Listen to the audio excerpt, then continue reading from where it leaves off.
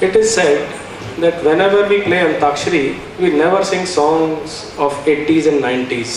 This too was a song from the 70s, a very hit film. Moving away from Bollywood to some regional flavor. This is going to be a bit difficult for me. મહેંદી રચાઈ છે માંડવામાં અને એનો રંગ છે ગુજરાત સુધી ગયો છે.